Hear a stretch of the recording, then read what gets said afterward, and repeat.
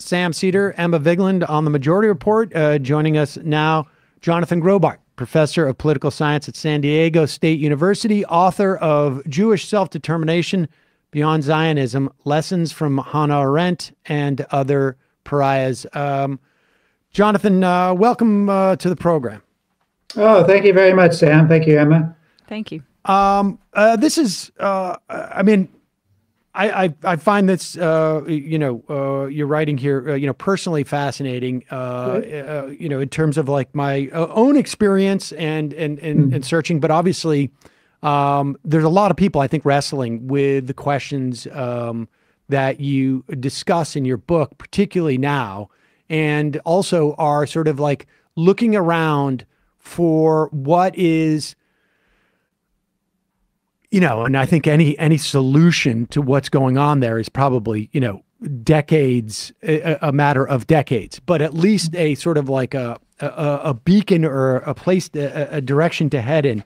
But let's just start with, I'm curious as to like what, and you wrote this book, obviously, a month ago. This has been a project that you've been working on for quite a while. What made you look into this sort of like these, I guess, the competing forms of Zionism, or to the extent that there was any sort of dissent within Zionism in its earlier stages? What inspired you to write this? Well, I've known about them for a couple of decades. In particular, I've long been a fan of Hannah Arendt, and then later of Judah Magnus and Martin Buber. I knew of them, and in the back of my mind, I would think about, Zionism once upon a time did not necessarily mean a hegemonic Jewish state, meaning some kind of Jewish supremacy. So I've been wanting to get them in for a while. And I think it's really just cumulative despair over the past 10 years, probably also combined with becoming a full professor and having more flexibility to write more expansive topics.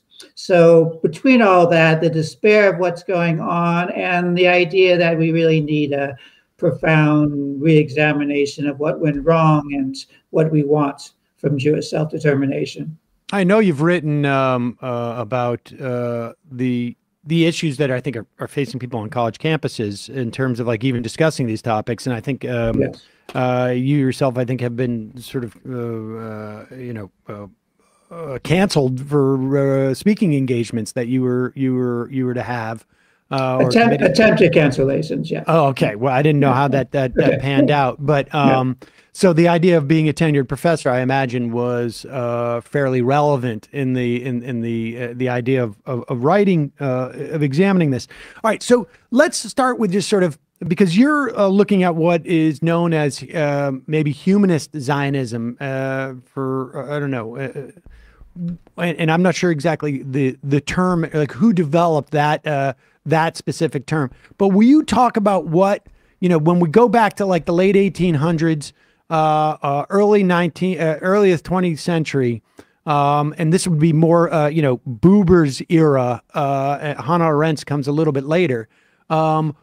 Give us a notion of like what the disparate strains of Zionism were and how legit were they in terms of strains within that ideology. Well, dating back from early 20th century, there's one is kind of a cultural Zionism, which might at first be the strongest one. That's not yet conscious or explicitly calling for a Jewish nation state, but just a Jewish community revival in the historic Holy Land for Jews, so what was called Palestine then. So there's cultural Zionism. With Theodor Herzl, he's moving, so he's kind of the modern founder of Zionism. He is moving toward something that looks more like a nation state. So that's, you can say, a generic statist Zionism. It takes actually several decades later, by the 1920s, for there to be the hardline revisionist Zionism that Jabotinsky started, and Netanyahu is part of that. But also, what really takes off around the time of World War I, including with Martin Buber, is these Jewish Central Europeans who are torn by what nationalism and imperialism has done to Europe and also has done to the Jewish community in Central and Eastern Europe. And so they're thinking of something that builds off cultural Zionism, but has a broader ambitions. And so I use the term Hebrew humanism just because Martin Buber was the mentor. And Buber had this concept called Hebrew humanism, which was kind of an independent, spiritual, socialist, egalitarian approach that linked Jewish and non-Jewish values. And what was the idea of that brand of Zionism, I guess, in sort of like, or to the extent that it ever became like a practical vision? Well, the practical vision was to settle in Palestine. Certainly, Buber and his allies are influential on the kibbutzim, which were the Jewish collective agricultural cooperatives. And so, yeah, they wanted to actually produce this new society. And so, I mean, that was the practical element of realizing it. Their aspiration ultimately was some kind of binational federation, which would be an alternative to the horrors that nationalism and imperialism had created in Europe and certainly globally. And so the end goal was twofold. One was a Jewish communal living that one could be proud of and that would reinvigorate Jewish life throughout the globe. And secondly was a binational federation where Jews exist as equal citizens, aiming for kind of a common just society. At that time, like what was, and my understanding is Buber did not actually even make it to Palestine until he was like in his 60s, I guess. But did that strain of Zionism at that time have a sort of a roadmap as to how developed was the sort of the practical implications? And I also wonder how much of that was, well, I want to hear that first and then and get a sense of how that was, how the Balfour Declaration, impacted that. Well, it starts off with a plea to the mainstream Zionist community to actually try to live with Palestinians rather than to be segmented and to see the Palestinians as the problem. So it starts off as just a plea to learn about Palestinians, to coexist with Palestinians. And by the 1930s, there's then movement into thinking about concrete federations. So combining autonomous communal living with shared joint organizations. This starts the late 1920s, including supporting the idea for a joint Congress in Palestine, where there would be separate seats reserved for both the Jews and the Arabs, but also combined seats. So there was increasingly more sophisticated federalist institutions, and they get more developed into the mid-30s through the next decade. What provided the leverage at that time for Zionists? I mean, because there was not a huge population there at that time. Was it just simply that the British, who were then sort of in control of the area, I mean, maybe talk to where that leverage came from, I guess, that they could say oh, here's the plan. It's a plan that is inclusive of everybody. But I mean, on some level, the Palestinians could have been like, yeah, but why is it including you? You're not here. Right. Yeah. So the leverage, I mean, you mean the leverage for the dissenting Zionists, the humanist Zionists? I'm saying just the leverage from the Zionists in general. Okay. And then, then we can talk about the leverage for the dissenting Zionists. Okay, good. All right. So the leverage for the mainstream Zionists, what Chaim Weizmann, right, who certainly knew British politics quite well, their leverage was we could be good for you, Brits. We're someone who basically likes you. We can be kind of your Western ears in Palestine, so we can help the British Empire. And the other appeal was to Christian attitudes of prominent Brits, including Lord Balfour, who writes the famous Balfour Declaration, that this was something true to Christian values.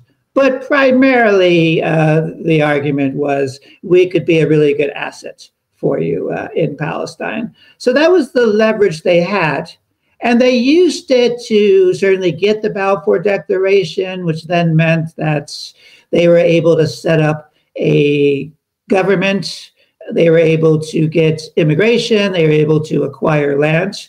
The one thing they couldn't quite do, they realized the British wouldn't go that far, is they couldn't quite get the Brits to say we're going to support a Jewish state, because the Brits still needed to have good relations with both the Arabs in Palestine, but equally, or if not more importantly, the Arabs in the neighboring countries.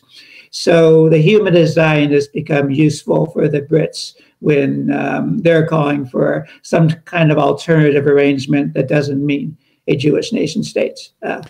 Can you expand on just really briefly the strategic value that the Brits saw in the situation, and the fact that Zionists at the time went along with it and were happy to participate in it? Well, the strategic value, I suppose, is twofold. One is actually having a organized community that at that point is very pro-British, is very pro-Western in orientation. And so in a part of the world that's of geostrategic importance to Great Britain. So that's the main value. The second value was general perceived political influence of the Jewish community. I mean, one motivation for the Brits for supporting the Balfour Declaration is they hoped this would appeal to the American Jewish community and would put pressure on President Wilson to join World War I. So there was that. I don't know if the British were very sophisticated. I think they were overstating, A, the American Jewish support for Zionism, and B, their influence over Wilson. But their connections, they certainly had real connections, the Jewish community. So they looked to them as kind of a transnational asset as well. And so, I mean, definitionally, it sounds like it was part of an imperialist project, right? I mean, by the British, and the Zionists at that point become sort of the agents. I mean, they get what they want to, but they're serving. If Britain did not have, if Britain did not have imperialistic tendencies, I guess they wouldn't have control of that land either. Right. But certainly, if they were not still actively engaged in that process, as opposed to say like 1960s when they're receding on some level, there was an active attempt to expand for expansion. There was, yes. The Brits were not planning to go away, right? That's a difficult decision they take only after World War II. And so they are still looking to expand. This is great with the end of the Ottoman Empire in the Middle East.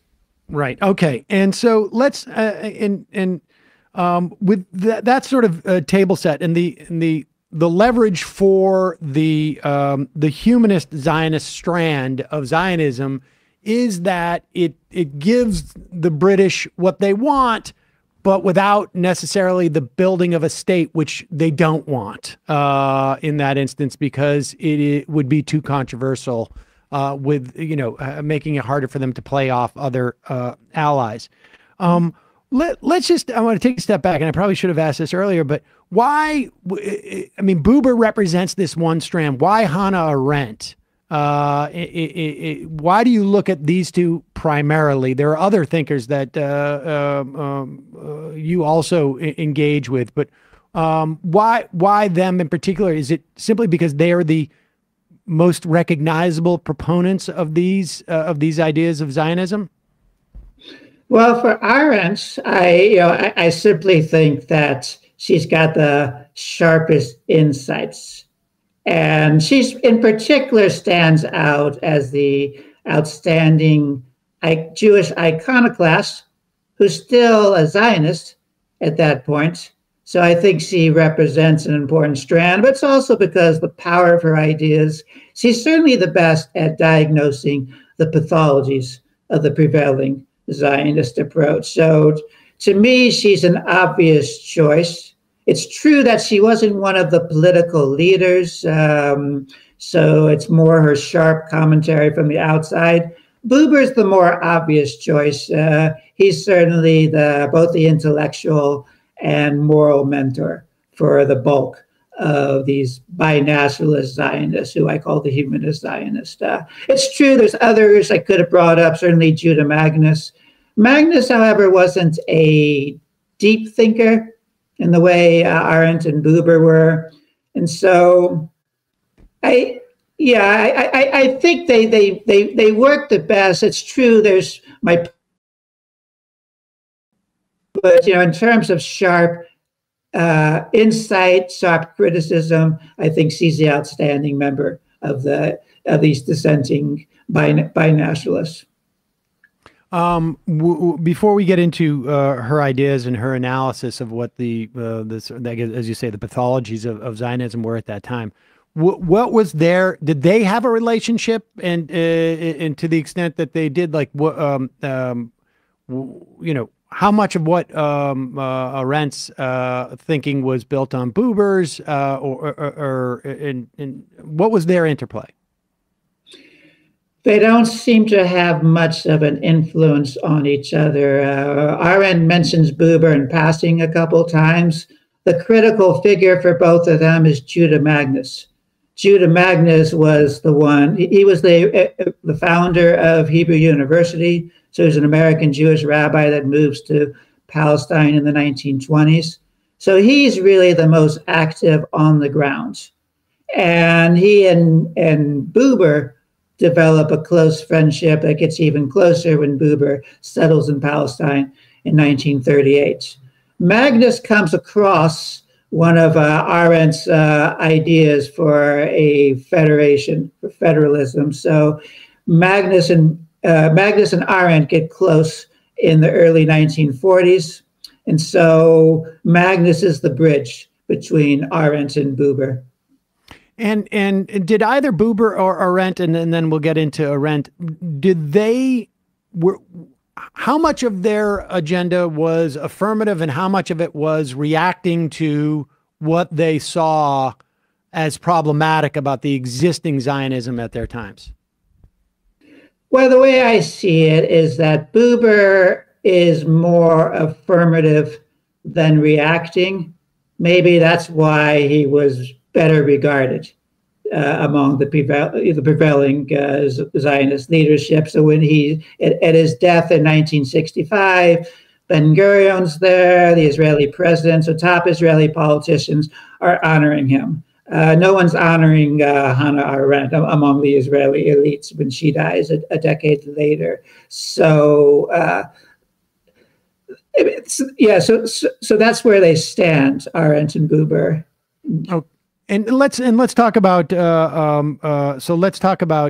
Arendt's sort of, I guess it's both critique of the prevailing Zionism of her time and an alternative view within Zionism. Right. Yeah. So I wanted to point out that Arendt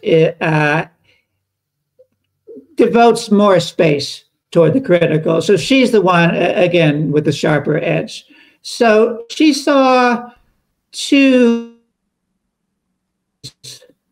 foundational pathologies for the prevailing Zionism. One she called the eternal anti-Semitism syndrome, which holds that the outsiders are always just looking to basically destroy the Jews. They're just looking for opportunities. So context doesn't matter.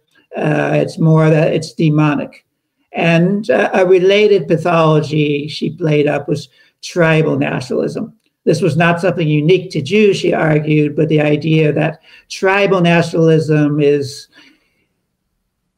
your national group cannot coexist in the same territory with another national group. There's no possibility for cooperation because the people are so fundamentally different.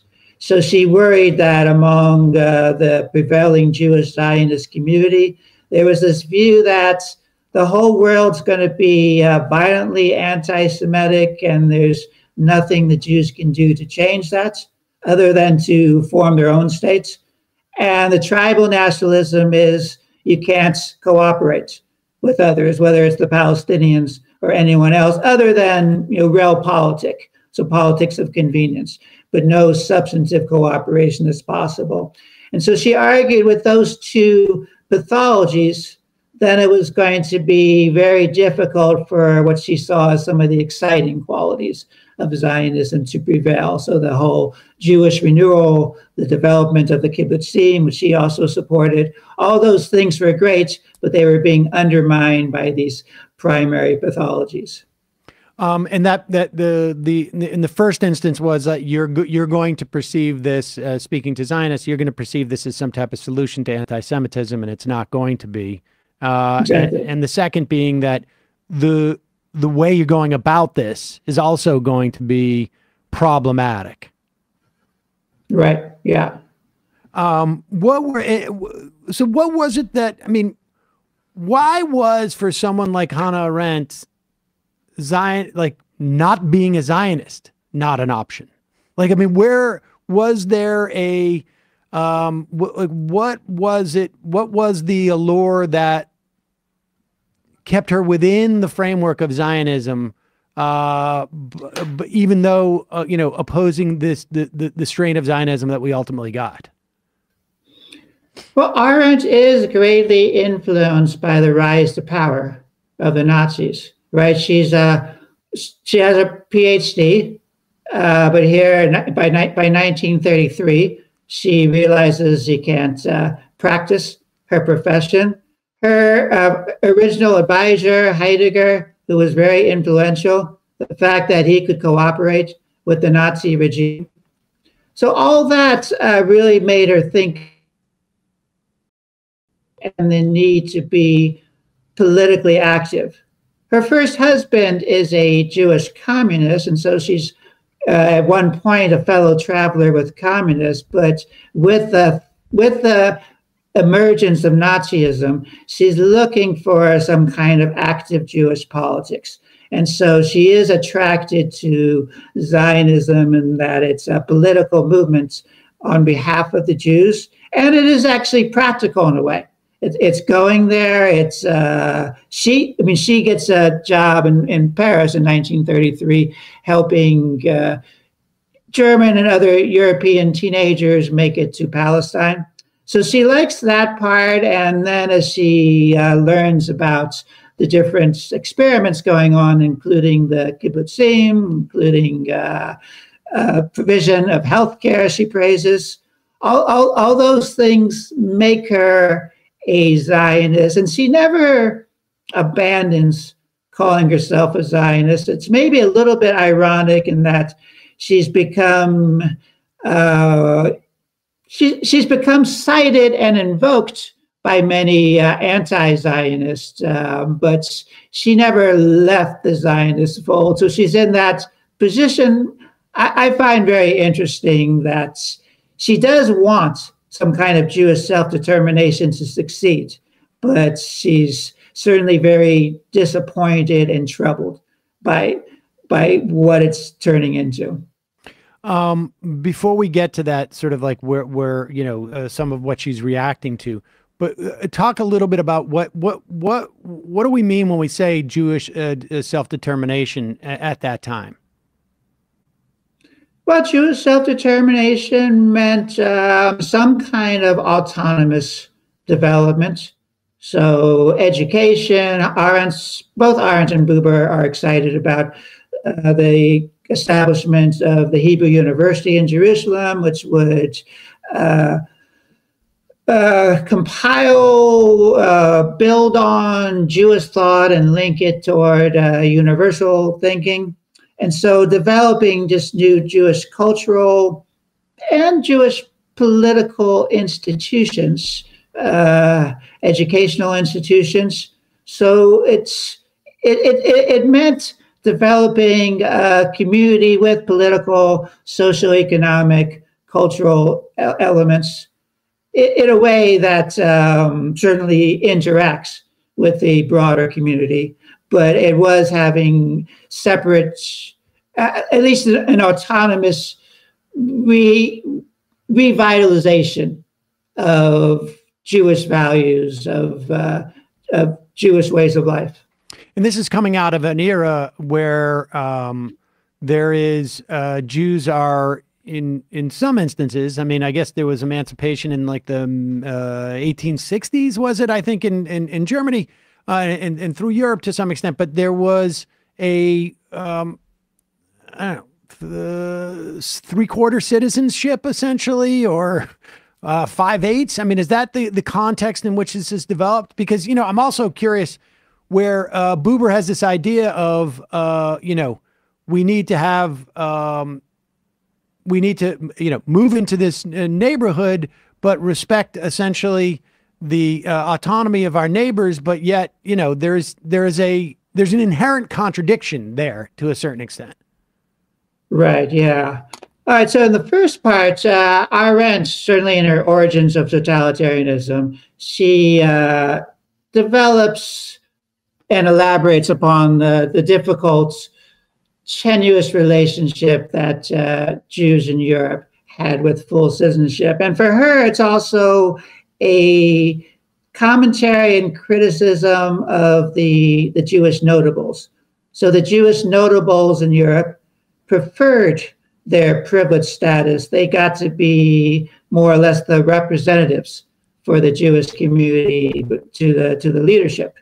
And so they weren't always supportive of full Jewish citizenship.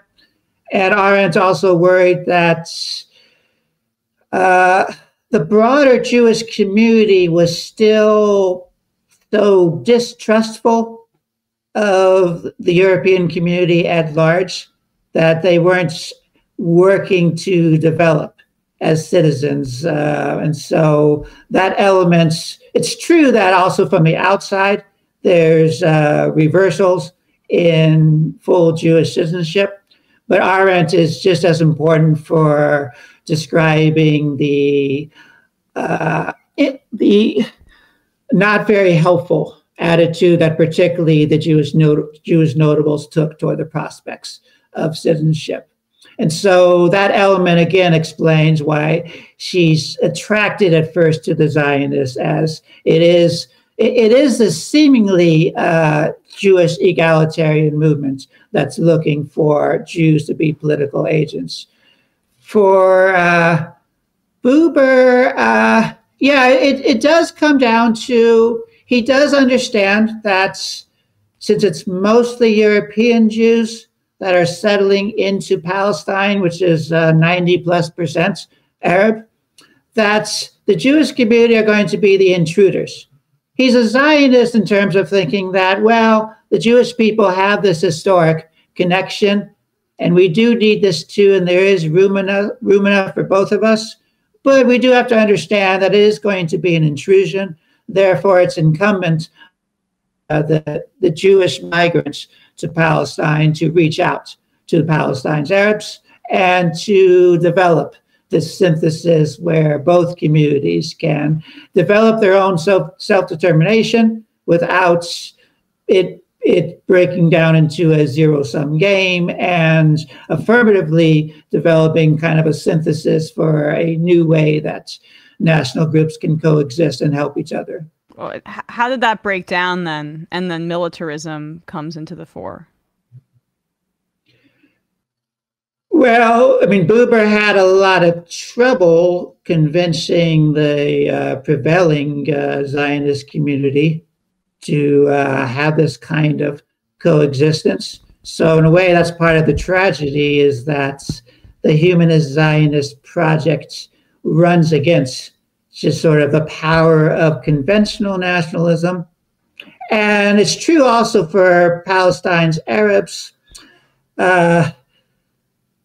They are still seeing the prevailing Zionist Jewish community as not only intruders, but ones that want to take over the land and want to form an overwhelming majority. So Buber, Judah Magnus, and others certainly interacted well with Palestinian Arabs. They both lived in Arab parts of Jerusalem.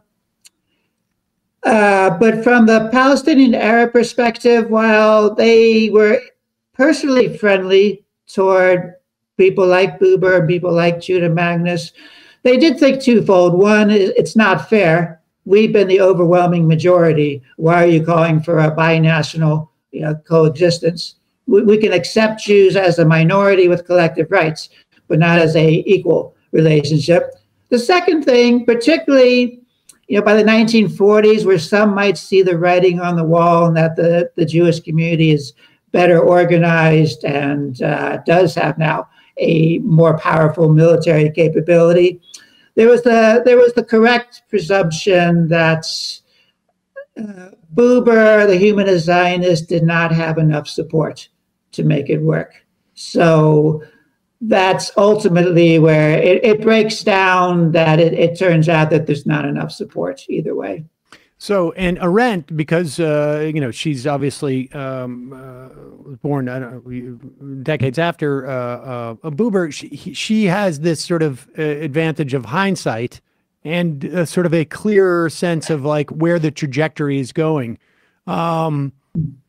It's still, I'm not clear, like at that point, I mean, I guess, very much of the time as to why she retained a sort of an affirmative Zionist, like she could see some other future, but she certainly saw, or at least had a sense that this was highly problematic. Will you give us a sense of like what her warnings essentially were about where she felt Zionism could be heading?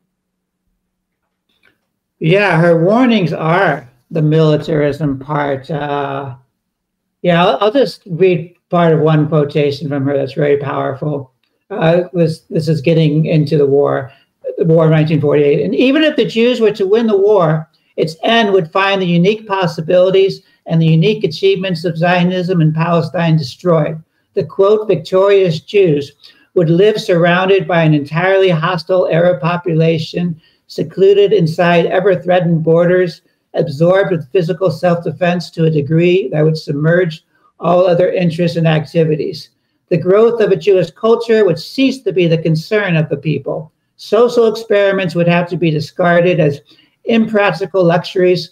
Political thought would center around military strategy. So she's torn in general. I mean, she's, in a way, she's writing essays that are both very alarming of just what the Zionist community is becoming, just how militarist and this development of a siege mentality, and what's this new state going to look like that's forged in warfare. On the other hand, as late as 1948, she is looking for these moments of hope. With Judah Magnus, she's appealing for a UN trusteeship, and then there she is calling for developing this decentralized federated institutions under a trusteeship. And she ends one essay that there is still hope. So she keeps that hope, I think, until maybe 1949. And then her writing is becoming, Judah Magnus dies in 1948. The right-wing militarists kill Count Bernadotte, who was trying to redress the refugee problem. So those two things lead her to despair without ever renouncing Zionism altogether, but her hopes and with let's say the end of the 1948 war. But it's interesting, even in the middle of 1948, she is still perhaps clinging to a last hope that's maybe we can pull back from it getting so ugly. So it's heartening or disheartening, I suppose, reading those essays in the few years where there's great hopes, but great fears, and her great fears, unfortunately, get realized. How would you assess her warning? I mean, it certainly feels like militarism became, and security, as they put it, became a fundamental part of Israeli existence, and the social experiments seem to fall by the wayside and get supplanted by really sort of like a more neoliberal, market-driven innovations, I guess, rather than social experiments. But how would you assess her? I don't know if it was a prediction as much as it was a warning. I'd say her prediction is now becoming, all the more true by 2023, and it's become true for a number of decades. I think she overstates it if we're sort of looking back even in the 1960s. Because I have a section on Noam Chomsky, so the younger Noam Chomsky of the late 1960s, early 1970s. He's not naive. I mean, he certainly knows all the things that Israel has done to Palestine's Arabs. But some of those socialist institutions do persevere.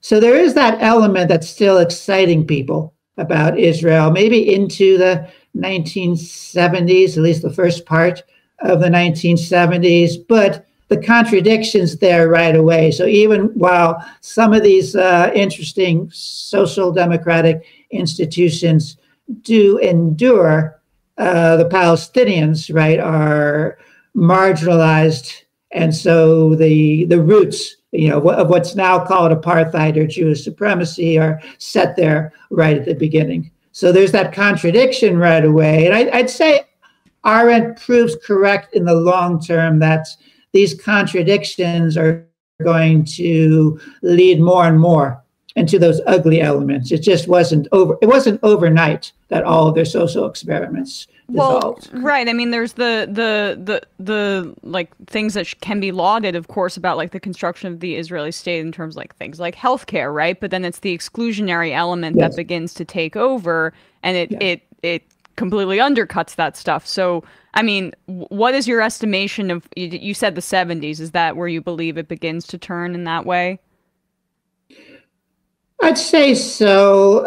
Certainly with the Likud party getting elected in 1977, it symbolically marks the end of at least one appealing element that had semi-survived the social democratic, and you could say even some kind of appealing humanist element. But with as Menachem Begin comes into power and the Labor Party, so the Labor Party of that, it's no longer believing in the old socialist elements. I think that's a convenient, and it does emerge with the growth of neoliberalism in the West in the late 1970s. Let's talk about, I mean, maybe, I don't know. It's obviously easier to assess this in hindsight than, in the moments over these years, but was there ever a chance of like what Buber or Arendt, to the extent that she had like an affirmative vision, was there really ever a chance for that, or were the circumstances that allowed Israel to exist sort of like it was baked into the DNA that this was going to lead to where we are? I mean, as a an imperial outpost, essentially. Could it have ever been anything but? Yeah, I mean, that's a difficult question. I would say that they probably didn't have a chance to win out on the idea of a binational state, just because the type of nationalism it proposed, where there's not a zero-sum game of coexistence, went against not only the trends of Zionism, but against Arab nationalism. However, I'd say that some of their elements of thinking about what would be a more decent state. So Buber, by 1949, is now kind of moving on to thinking, okay, it's a state of Israel now. I'm not going to propose the binational thing anymore, but how can we certainly come up with a just resolution for the refugee situation? How can we bring about equality of the remaining Palestinian Arab population in the state of Israel? And how can we create a more just society? I'd say there were steps along the way, and one of my chapters kind of looks at possibilities where they still would have had a Jewish state in the conventional sense, but they could have had peaceful relations with the neighboring Arab states and worked out a deal with Palestine's Arabs that would not have broken it. So there were elements along the way. I would say that Arendt's diagnosis of these pathologies that they couldn't shake keep getting in the way. This element that if it's tribal nationalism and eternal anti-Semitism, then you can't give any ground. So I suppose it's these fundamental pathologies, the need for a conventional Jewish nation state that keeps preventing more just prospects. And this goes on even with the prospects of a two-state, right? After the 1967 war, certainly Israel's in a very strong position. And just from conventional Israeli interest, agreeing to a Palestinian state would not have hurt it strategically or economically, but these fundamental pathologies of never giving in get in the way. So that's why your question's difficult. I guess it does come down to breaking down these pathologies. And, that's still the problem in 2023 is this mindset is still with Israeli Jews and among Jews in the United States and the diaspora that still identify so closely with Israeli policies and with conventional Zionism. I mean, it feels fruitless to ask, like, what is possible with what exists right now. I mean, but it also feels like, we're doing this interview. We gotta ask that question on some level. I know you write about Edward Said's Reformation notions, but also that was from, also a different era on the trajectory of where we are now. Like what, it seems impossible to imagine a two-state solution with the 700,000 illegal settlers in the West Bank. It also seems hard to imagine a one-state solution, but it also seems hard to imagine that the status quo, this idea that, Israel's going to mow the lawn every now and then, or, continue to suppress and occupy millions of people ad infinitum, it also seems unlikely. What are, if there is a way out of this, what do you see it as?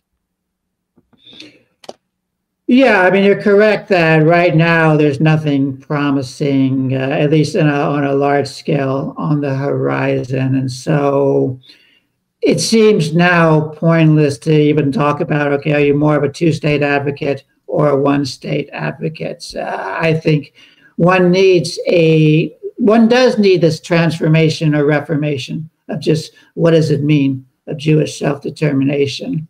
So look, I take hope in that, at least in the United States. So the United States is roughly tied with Israel for the largest Jewish population. There's certain among the Jewish community, not among the established Jewish organizations, but among the population at large, particularly those under 40. And so if among that, the Jewish community, there's now an openness toward humanizing the Palestinians, looking back at the Nakba. I mean, something like the Nakba, I don't think I knew the term, the Nakba, when I'm in college back in the 1980s. I'd known somehow that Palestinians had to flee, but the line then was it was mostly their fault. Now, I think among young Jews who have any interest in the topic, they take it for granted that the Nakba happened. That was an awful thing. And they take it for granted that there is this fundamental contradiction between a Jewish state and a democratic state. So I take primary hope in that you've had this big change in the American Jewish community. Granted, within Israel, it looks to be going more the opposite direction, in that including young Israeli Jews are becoming more hardline.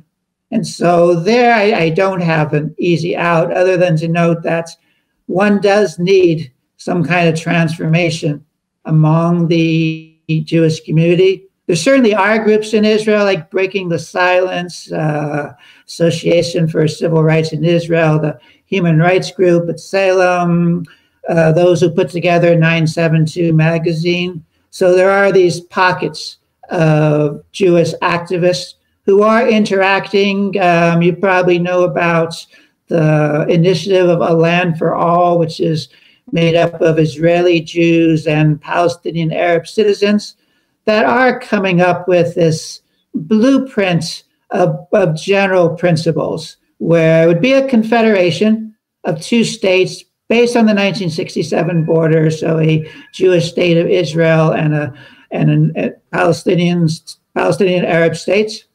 But there would be open borders. One would be able to work in either community. So the problem of, say, 500, 600, 700,000 Israeli settlers in itself is not an issue if they actually want to just live in Palestine for spiritual, cultural reasons. The same way for Palestinians who descend from refugees. They want to be close to their home communities, even if they can't be citizens of this new state of Israel under this confederation. They would have travel and employment rights. Granted, this is all still just speculative hope, but I think you have a growing number of Palestinian Arabs and Israeli Jews kind of thinking through what it would. Well, sorry, no. No, it's I am curious though, because the idea of these Israeli settlers, the 700,000 settlers, agreeing to basically live in Palestinian territory, and there being border crossings, and it being maybe Israel-Palestine, right? Like I think a one-state solution is really the only path forward.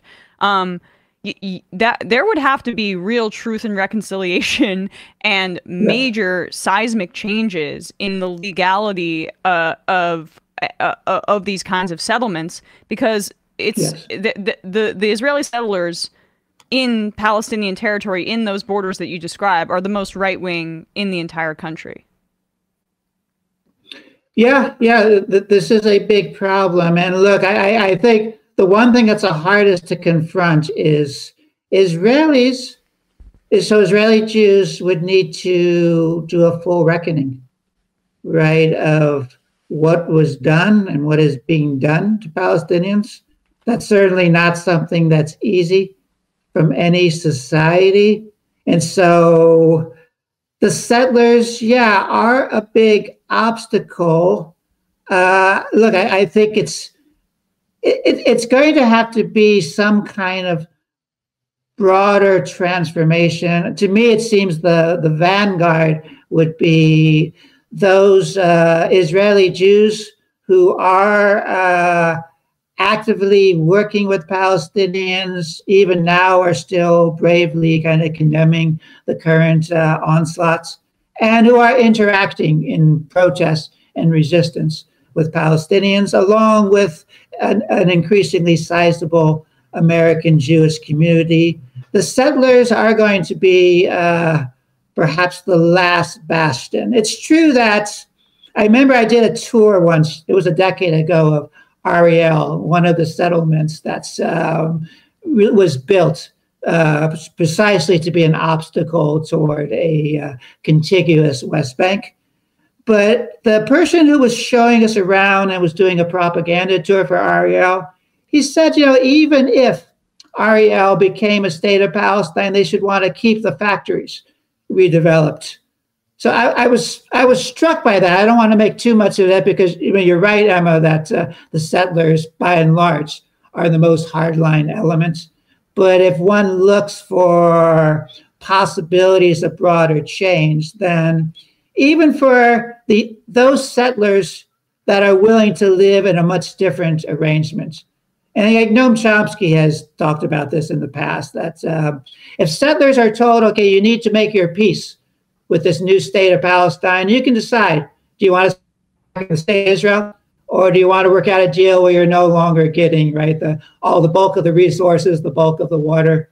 And so there'd be that. But yeah, the settlers do represent the most significant problem that has to be overcome. I can't say I or anyone else has an easy solution. To me, it does have to come from the vanguard elements and then to spread outward. When you cite American Jewry changing, and my experience is very similar to yours in terms of having any awareness of 1948 or what led up to that, growing up, whether it was in college or Hebrew school, whatever it was. But is it American Jewry, or is it American Jewry in providing at least the moral authority for political elements in this country to condition our aid to the extent that, Israel's got now these leases off of these oil leases off of Gaza, and they're going to be getting revenue ultimately from the Ben Gurion Canal, which could theoretically supplant, but they don't have the ability to sort of at this point, anyways, to mass produce the missiles needed for the Iron Dome. Is that essentially the how it will work? Is that this is not going to? There may be a vanguard in Israel, but there is not a critical mass, and certainly the trajectory hasn't been in that direction for them to move in a different direction, unless U.S. uses its leverage to the extent that it has any anymore, and also its ability to sort of nurture nascent developing elements of that vanguard. Yeah, that's exactly it. I think when most of us American Jews who are very troubled by Israel's policies and by the U.S. support and by the support of American Jewish establishments, we do rightly think our value added is to convey not in our name, that this is not being pro-Jewish to just kind of keep supporting Israeli militarism and the happy coexistence between U.S. militarism and Israeli militarism. So that's our value added, is it's not being done on behalf of Jews, and it gives more validation, more legitimacy for criticism. It makes non-Jews just a little bit more comfortable doing sharp criticisms without being denounced as anti-Semitic. So that is our top value, and not just in the United States, in Europe too. But I do think Israelis do still look to Americans and to the American Jewish community as support, but also as some kind of benchmark of what's going on. I know there's also lots of suspicion, but I think that element could, has potential for not the right-wing Israelis, like not most of the settlers, but for a broader left of center elements that would go beyond just the vanguard now. The coalitions that we saw maybe mobilizing against the autocratic rule in the earlier, and whether they're at least that's the pond, as it were, where one would fish, I guess. Lastly, let me just ask you this. Is the road to a two-state solution and a one-state solution more or less the same for the first 5 years, let's say? I mean, like, is what would be needed for either one of those outcomes seems to me to be more or less the same for, the first decade, which is to provide resources and support for the development and of both a civil sort of society within, Gaza and the West Bank, and also sort of like a physical, just like repair as well. In that sense, yes, it probably would be more or less the same. Maybe it's more or less the same in terms of condemning settlements. Because another thing I do is international law. So in my final chapter, I do make a plea not to just abandon all two-state advocacy. So don't confuse two-state advocacy with the Oslo process that I argue was warped from the beginning. But in so much as there was this global consensus that was worked out by the late 1970s that called for an independent Palestinian state, and that called the settlements and the perpetuation of the occupation as not only illegal, but the primary obstacle. All that's part of what's broadly called the two-state global consensus. So I think there's reason to keep using that leverage that you get from repeated UN resolutions. Sometimes they're even repeated at the UN Security Council, the rare times the US will abstain. And so the only thing I worry about once is to just completely reject any kind of talk of two-state is you're disarming yourself from some very useful international law, UN kind of resolutions that will influence, say, people that are groups that are more in the middle, like many governments. That's really interesting. And a fascinating perspective. Really appreciate the book. Thank you. Jewish Self-Determination Beyond Zionism, Lessons from Hannah Arendt and Other Pariahs. Jonathan Graubart, we will put a link to your book at majority.fm and in our podcast and YouTube description. Thanks so much for your time today. I really appreciate it. Oh, great. Thank you, Sam. Thank you, Emma. Thanks so much.